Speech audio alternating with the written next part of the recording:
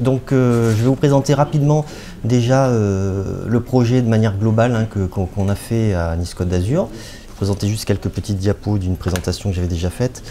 Donc nous, l'idée c'était de faire une modélisation du territoire en 3D, mais qui va comporter donc à la fois le modèle numérique de terrain très précis et également le sursol. Ceci dit, notre objectif était double. Il était également de faire un plan topographique par photogrammétrie pour couvrir l'ensemble du territoire, puisque le territoire est grand, il fait 1500 km² et dans beaucoup d'endroits nous n'avions pas de plan précis. Donc on a fait voler donc des avions, on a utilisé une caméra Ultracam XP, 7040 images brutes, pour avoir donc des acquisitions à une résolution au final qui tourne autour de 10 cm.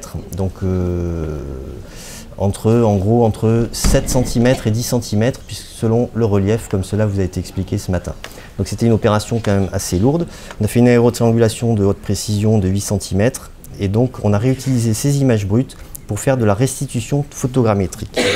Donc l'idée de cette restitution topographique par photogrammétrie, c'était de faire un plan qui soit classifié. Donc un cahier des charges très particulier pour que les objets soient restitués d'une certaine manière, qui soient réexploitables par la suite pour faire de la modélisation 3D. Donc on a tout organisé en famille, en sous-famille, et on a fait des spécifications très poussées, notamment par rapport à la topologie, aux accrochages, au sens de digitalisation. Voilà. Je continue. Donc j'ai pris un petit exemple ici. En restitution photogrammétrique, donc l'opérateur doit restituer certaines lignes. Donc là on voit qu'on a saisi le sommet d'un mur, mais également les lignes de rupture de pente au pied du mur, afin de disposer d'informations qui permettront plus tard de modéliser ce mur en 3 dimensions, hein, donc d'extruder vers le haut ou vers le bas en l'occurrence. Donc là on extrudera vers le bas à partir du haut du mur vers le sol, et le sol aura été contraint par les lignes de rupture de pente qui auront été saisies au pied. Un autre exemple ici un petit peu plus compliqué par rapport aux escaliers, donc ça vous donne un petit peu l'idée de la méthodologie. Une autre petite slide qui montre que les sens notamment de digitalisation ont aussi été étudiés. Pour chaque objet, tout a été étudié. En numérisant par exemple ce passage piéton de cette manière, ça nous permettra par la suite en 3D, lorsque l'objet sera modélisé, de le texturer automatiquement, c'est-à-dire de l'habiller en fait, pas le texturer, de l'habiller automatiquement avec des bandes de passage piéton qui sont dans le bon sens. Donc au final, on a un terrain classifié, et je vais vous montrer ce que ça donne. Donc là c'est du live, hein. Si ça plante, ne vous étonnez pas. Voilà, donc là on utilise le produit sous ArcGIS, hein, c'est ArcScène. Donc voilà ce que ça donne. On a ici un petit extrait de la maquette où on zoome et on voit vraiment que grâce à cette restitution photogrammétrique faite à partir d'images brutes de haute qualité, voilà, on a des données qui sont classifiées. Je peux supprimer par exemple les arbres, je peux supprimer certains objets comme les trottoirs, les bâtiments, voilà un petit peu. Donc ça c'est très intéressant parce que ça va permettre des usages qui seront multiples. On peut évidemment plaquer dessus l'orthophotographie, donc on aura des images texturées qui ressembleront à de la 3D un petit peu photoréaliste, mais ça peut avoir d'autres applications puisqu'on va pouvoir prendre ces objets, les mettre dans des moteurs 3D temps réel et utiliser à ce moment-là des matériaux qui seront de meilleure qualité, en tout cas avec des rendus un petit peu particuliers liés à des applications 3D immersives. Donc voilà ce que ça donne. Je vais aller à un endroit...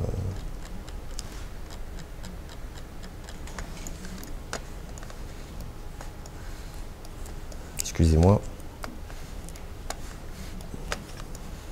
Alors moi je suis le directeur, donc forcément je manipule très peu. Ça se voit. C'est pas le meilleur qu'on a pris. En plus j'ai un tout petit espace. Je vais me décaler.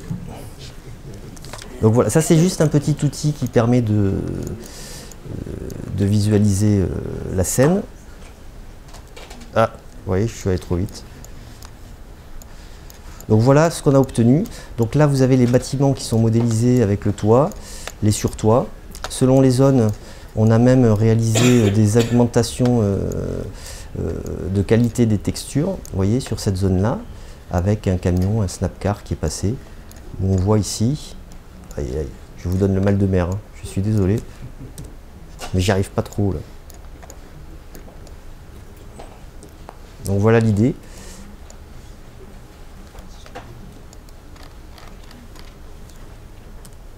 Ah, décidément. Donc, vous verrez ici qu'on peut quasiment avoir l'ensemble du territoire.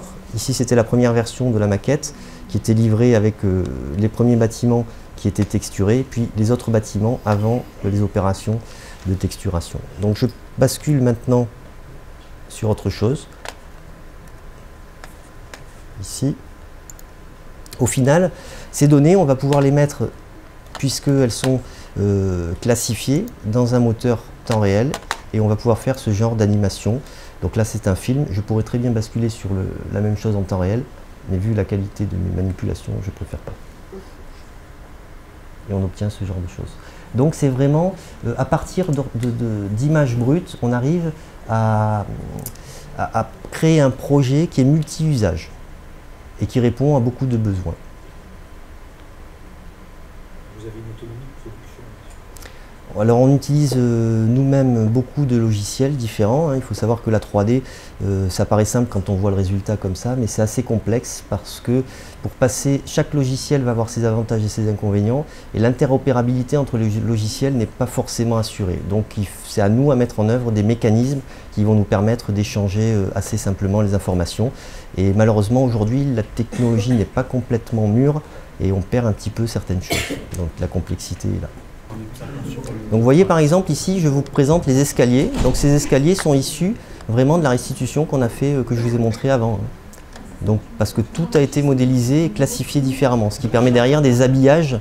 On peut plaquer les textures sur les faces qui sont dans certains calques, si vous voulez. On retrouve les mêmes pierres que l'arbois là Oui. sur ton mur. Ouais, les gens qui marchent dans un bus, il faut les sur place. Les Niçois sont comme ça. Ils n'avancent pas. Voilà. Merci beaucoup Ludovic.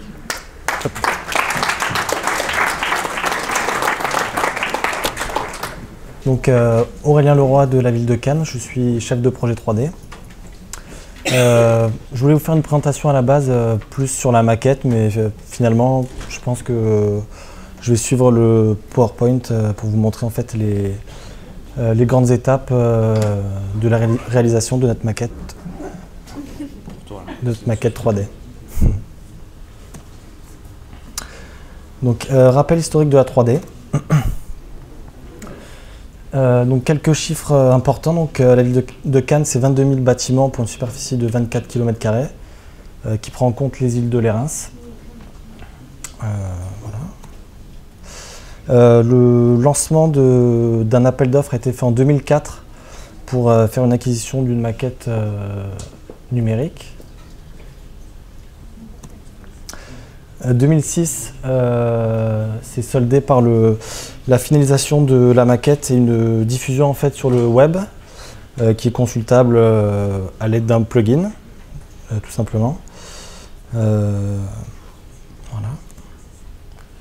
Et 2012, donc maintenant en fait on est en train de repartir sur la création d'une nouvelle maquette 3D en sachant que celle qui a été faite en 2004 est un peu vieillissante et on avait envie de partir sur une nouvelle maquette qui soit plus précise, qui ait des textures avec des résolutions plus importantes.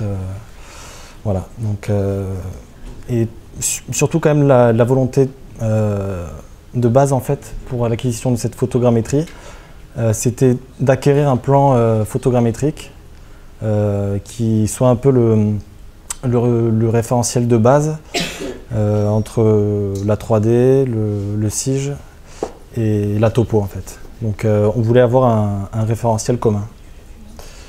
Donc en fait cette frise, elle a surtout pour but de montrer une comparaison entre les prix. Ce qu'on peut voir, donc le retour d'expérience que l'on a, c'est qu'en 8 ans, on se rend compte que pour avoir un modèle 3D qui soit de meilleure qualité, les coûts d'acquisition sont divisés par 2,5. Bon après c'est très schématique, mais c'est pour illustrer un peu que c'est devenu beaucoup plus simple quand même maintenant d'acquérir une maquette 3D.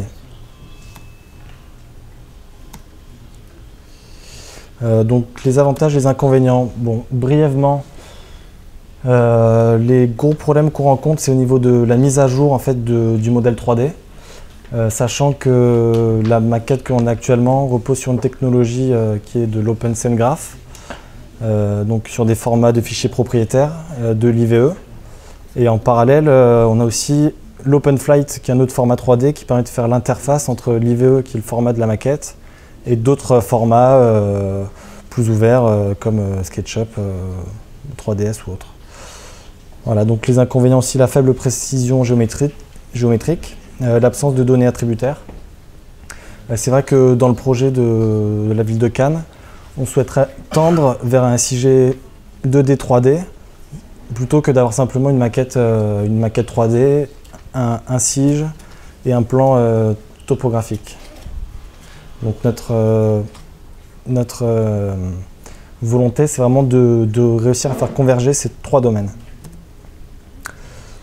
Les avantages, donc, ce qui est pratique au niveau de la maquette, c'est qu'elle peut servir comme référence en termes de modèle 3D pour les services techniques qui voudraient modéliser des projets.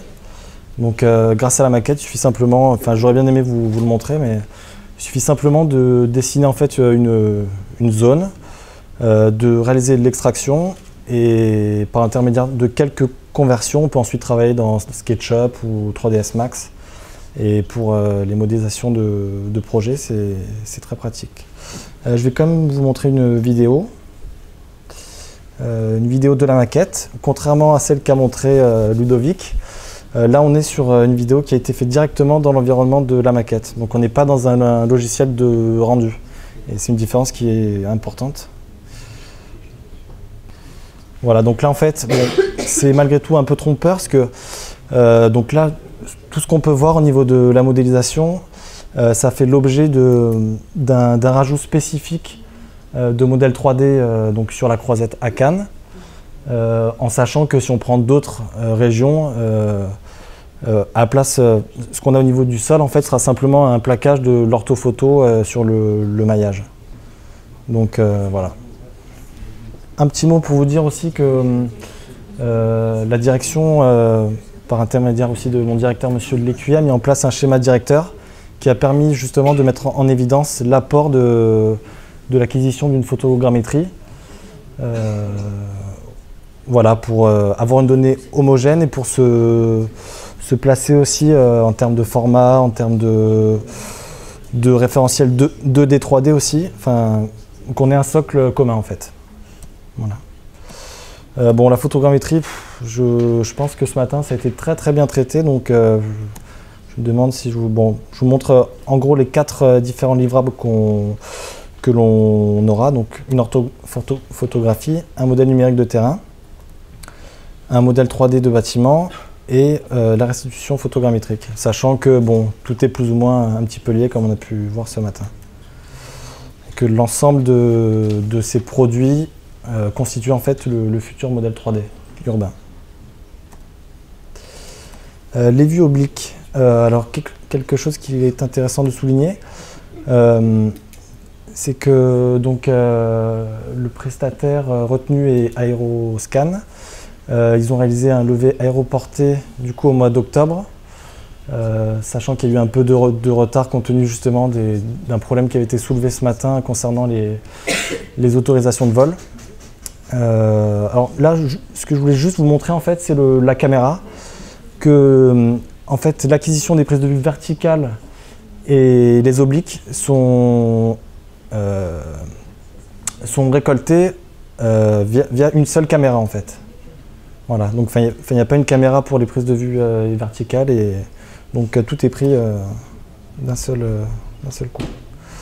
Après j'ai fait un petit comparatif en fait entre la prise de vue de 2009 qui avait été achetée par le groupement d'achat 06 et un échantillon de l'ortho que l'on a. Donc on peut voir la grande différence, bon, c'est la résolution, c'est très frappant, et les ombres. Malgré tout, ce qui est important de noter, je trouve, c'est que les ombres sont certes importantes, mais elles sont quand même douces et on peut quand même visualiser le sol en fait. Donc là, on peut voir les zébras et je trouve même que le fait qu'il y ait des ombres, ça apporte une lecture différente à l'ortho en repérant en fait les éléments de mobilier spécifiques. Là, le lampadaire, on le voit, on est sûr qu'on ne le rate pas. Alors que sur une ortho vraie, ce serait une ortho vraie qui aurait très peu d'ombre, ce serait un peu plus difficile. Les livrables, la restitution photogrammétrique, le modèle numérique de terrain. Voilà. Surtout, voilà, un aspect important que l'on a spécifié dans notre cahier des charges, c'est au niveau des formats et notamment du CityGML. En fait, on ne voulait plus avoir le même problème de se retrouver dans des problèmes d'incompatibilité entre logiciels. On voulait vraiment partir sur des formats qui soient le plus interopérables possible. Voilà. Au passage, alors je ne sais pas si vous avez entendu parler, j'ai trouvé quelque chose qui s'appelle un projet qui a été développé en Allemagne, qui s'appelle 3D CityDB et qui permet en fait de stocker du CityGML dans des bases de données. Voilà, donc je ne sais pas ce que l'avenir réserve à ça, mais voilà. Voilà. Je vais conclure par une petite vidéo un peu plus ludique sur un projet 3D qui a été fait sur le site Canmaria et qui montre en fait une application de réalité augmentée. Voilà, je vous montrerai la vidéo, je vous explique en même temps.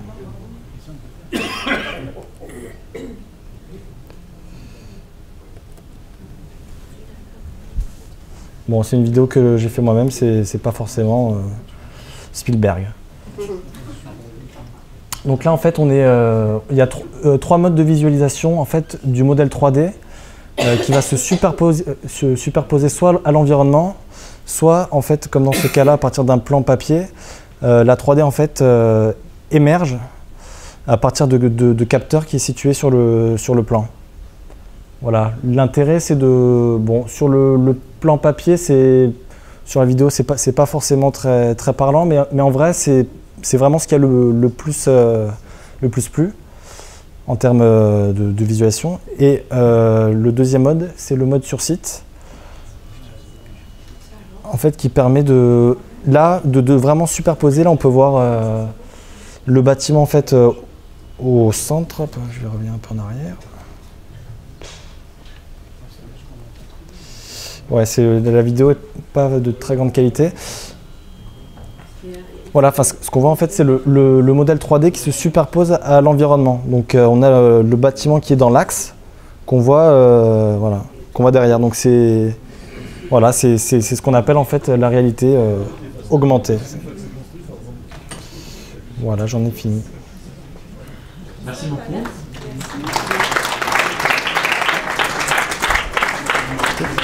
Bonjour, donc je vais vous présenter la démarche qu'on a établie à Marseille pour lancer la 3D. Donc déjà un résumé de la communauté urbaine, elle s'étend sur un territoire de plus de 60 000 hectares et elle est composée de 18 communes. Elle regroupe plus d'1 million d'habitants et il y a quand même les paysages sont variés, donc ça va des calanques qui sont des paysages vierges au centre-ville de Marseille qui est quand même très urbanisé. Donc notre première expérience, elle remonte il y a 10 ans, donc en 2002, on avait lancé un marché pour justement le boulevard urbain sud à Marseille, qui n'est toujours pas commencé en fait. Le marché donc, avait été attribué à VSM Vernet.com. Le problème de cette maquette, c'est qu'elle était figée et qu'à chaque fois qu'il fallait la modifier, il fallait lancer un bon de commande pour faire chaque modification. Et à l'époque, il y avait eu énormément de modifications donc au niveau des architectes et au niveau des projets. C'était tout le temps en train de changer et actuellement, d'ailleurs, c'est toujours pas fini. Notre projet phare en 2011, ça a été la semi-piétonisation du Vieux-Port. Donc c'est à partir de cette opération-là qu'on a décidé de nous lancer dans la 3D. Donc pour cela, on a lancé un marché en juillet 2011 qui a été attribué à la société Bunatix pour un montant de 55 000 € hors taxe. Donc en fait, le choix s'était porté sur Bionatics parce que c'est une maquette qui est créative et interactive et toutes les étapes en fait sont réalisables en régie. Ça veut dire qu'on peut monter la maquette de A à Z en interne. Donc lors du marché, donc, on avait émis trois souhaits. Donc dans un premier temps, on voulait une maquette blanche qui couvrait tout le territoire, donc les 60 000 hectares, en un seul tenant, donc en une seule maquette, avec des bâtiments blancs. Donc après, sur les zones à enjeu, on voulait avoir une meilleure définition, donc à l'aide notamment des dalles de l'IGN Carto 3D. Et enfin, on a voulu modéliser donc, justement le projet de semi-piétonisation du Vieux-Port. Donc on l'avait fait en février-mars 2012, donc avant que le projet soit fini, justement pour aider nos services opérationnels à réfléchir et à voir concrètement la réalisation du projet et les détails qui changeaient encore en cours de route. Donc en parallèle, donc, MPM, on va se doter d'un scanner laser 3D. Donc j'en parlerai par la suite parce qu'on voudrait justement étudier les possibilités à partir du scanner de terrain, relever les bâtiments sur le terrain à partir du scanner et après les intégrer dans notre maquette. Donc pour l'instant c'est encore à l'étude, mais on essaye de voir les opportunités qu'on pourra avoir dessus. Donc en fait le travail sur notre logiciel, c'est qu'il n'est pas encore interopérable avec notre base de données. Donc actuellement nous sur NPM on utilise une base Oracle. Donc du coup, à chaque fois, nous faisons des exports de notre base de données qu'on récupère dans l'ANSIM et en travaillant en 2D, après on passe en 3D en synchronisation entre la 2D et la 3D. Donc en fait, s'il y a des éléments qui changent dans notre base de données, il faut à chaque fois les exporter. Et les exporter, c'est pas encore tout à fait interopérable entre la base de données et notre logiciel 3D. Donc déjà, je vais vous expliquer donc, le processus de fabrication de la maquette blanche. Donc on a utilisé l'orthophotographie de 2009 et on a utilisé le MNT, donc on a drapé l'ortho sur le MNT. On a utilisé aussi le filaire de voie donc, de l'IGN. Pour la taille de la maquette, c'était le plus pertinent. On a utilisé donc, par contre le bâti de notre bâti de la donnée BD1000 de Marseille-Provence Métropole, auquel le bâti donc, est connu à la base, en Z à la base, et on connaît aussi le point de fêtage, donc à partir de là on peut extruder le bâtiment de la vraie hauteur. Et on a aussi utilisé l'occupation du sol du CRIJ donc pour définir les zones minérales et végétales, pour définir dans un premier temps les zones minérales et aussi pour définir les zones végétales avec le type de végétation qui sont présents sur la maquette. C'est là où on a eu quelques difficultés, où l'occupation du sol quand même est plutôt à une échelle régionale. Et sur notre maquette, il y a beaucoup d'imprécisions et beaucoup de travail après à refaire par-dessus. Donc par exemple là, c'est l'exemple de la maquette blanche sur la ville de Cassis. C'est une maquette blanche, mais on a quand même voulu mettre une façade automatique sur les bâtiments. Donc ça sera tout le temps la même texture sur tous les bâtiments. Ça aurait été blanc, en fait, ça aurait été la même chose. Par contre, les toits, eux, ils sont l'emprise des toits. Pour les toits, on récupère en fait l'ortho. Donc qui est drapé directement sur les toits. Donc là, par exemple, on voit que sur la plage de Cassis, il y a quelques arbres. Donc c'est dû en fait à l'occupation du sol, qui est pas assez précise et qui empiète un peu sur le sable. Donc on a quand même beaucoup de travail après de reprise derrière à faire. Là c'est la deuxième maquette qu'on avait demandé, donc c'est sur les zones à enjeu. On avait demandé la vraie texture des bâtiments. Donc pour ça le prestataire avait utilisé donc, la BT Carto 3D de l'IGN qui avait été volée à l'époque sur Marseille. Donc les données qu'on a utilisées pour la zone plus précise, donc on a utilisé l'orthophotographie forcément de 2009, le MNT, toujours le filaire de voie, l'occupation du sol. On a utilisé donc le mobilier urbain de notre base de données 200e et donc les bâtiments Carto 3D de l'IGN pour texturer les bâtiments. Le filaire du voie de tram aussi, issu de la BD de l'IGN qu'on a récupéré. Donc les contraintes quand même sont assez nombreuses. Donc, dans un premier temps, c'est que sur la partie de l'hypercentre de Marseille, la BD Carto de l'IGN est très gourmande et ne nous permet pas en fait de naviguer correctement sur tout le territoire. Donc du coup on a dû restreindre notre maquette sur l'hypercentre et restreindre donc l'hypercentre et supprimer tout ce qu'il y avait en dehors pour pouvoir avoir une fluidité dans la maquette. Donc ensuite, le problème, c'est forcément le temps de modélisation. Le coût des bâtiments carto 3D quand même qui est assez onéreux. La mise à jour de la donnée qui est pour l'instant pas automatique est assez compliquée à mettre en place. Et forcément, après, des contraintes d'ordinateur. Pour faire tourner une maquette comme ça, on peut en fait fournir à des prestataires un exécutable, sauf qu'actuellement, l'exécutable peut être lu que sur des machines assez puissantes et ça limite forcément l'utilisation des utilisateurs de la maquette. Donc là, c'est la troisième partie, c'est le projet de piétonisation du Vieux-Port. Donc on avait utilisé le MNT issu de l'ortho, les bâtiments carto 3D. On a créé le nouveau mobilier à partir des plans du constructeur sur SketchUp. Et on a récupéré donc les plans du projet en DXF pour pouvoir bien dessiner le calpinage et l'implantation du nouveau mobilier. Donc là, c'est un exemple du projet du Vieux-Port, donc avec l'ombrière et les 2 voies de bus et les 2 voies de voiture. Hop. Et donc là, c'est par exemple, j'ai le mobilier qui a été matérialisé sur Google SketchUp et qui est après introduit dans la maquette. Donc après, il y a quand même beaucoup de travail d'orientation du mobilier, il y a beaucoup de travail technique à faire. Sachant que quand on avait utilisé aussi notre base de données 200, on s'est rendu compte qu'on avait beaucoup de problèmes d'orientation, ce qui a remis un peu en cause le relevé terrain traditionnel BD 200 pour pouvoir l'orienter vers la 3D et vraiment penser à cet aspect-là qu'on n'avait pas envisagé avant. Donc là, c'est les orientations qu'on envisage de voir. Donc déjà, on voudrait acquérir un scanner laser pour pouvoir vectoriser les bâtiments et pouvoir les réintroduire après dans la maquette. Ensuite, on s'intéresse aussi à la solution Rhino Terrain et Rhino City, donc qui permet donc de vectoriser toutes les breaklines des toits, d'extruder les bâtiments et après de les texturer grâce aux obliques et après de pouvoir les réimporter. Nous, ce qu'on voudrait, c'est pouvoir les réimporter dans notre maquette ou directement utiliser la solution Rhino City si jamais il y a des problèmes de taille. Donc je vais vous mettre un extrait d'une petite vidéo qu'on a faite pour la communication, en fait, qui résume les 3 maquettes qu'on a réalisées. Vous allez essayer de voir les bonhommes, ils bougent pas pareil qu'à ça. Il y a le son, je crois, non? Ouais, il y a le son, ouais.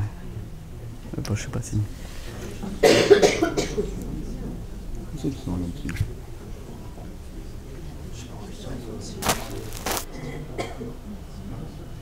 Oh, le son, là. Ah, à fond.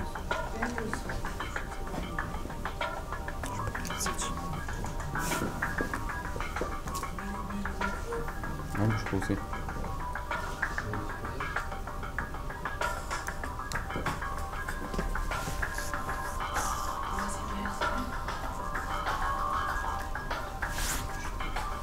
Tu peux commenter si tu veux. Ouais.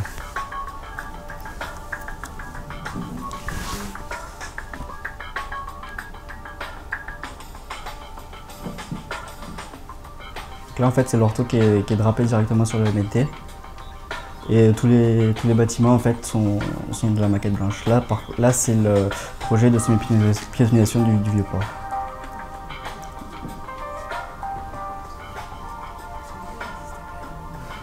Il bouge moins, hein, Canis. C'est les mêmes.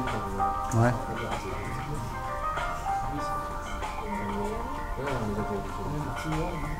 Il y a un coup de géomètre et tout. L'arpentage. Hein? Ouais, là c'est pour les pistes cyclables.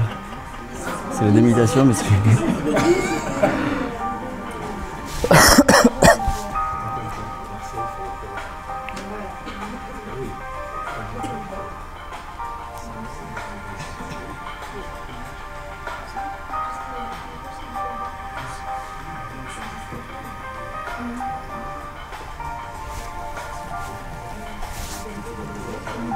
C'est là qu'il faut s'accrocher, je crois. Ça tourne beaucoup. Ouais, c'est pour pas voir les imperfections.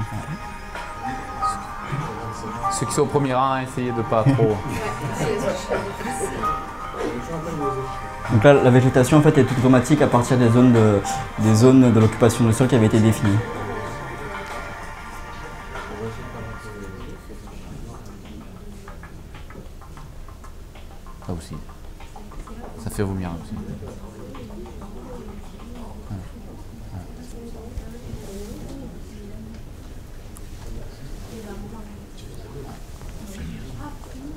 Voilà, c'est bon. Ouais.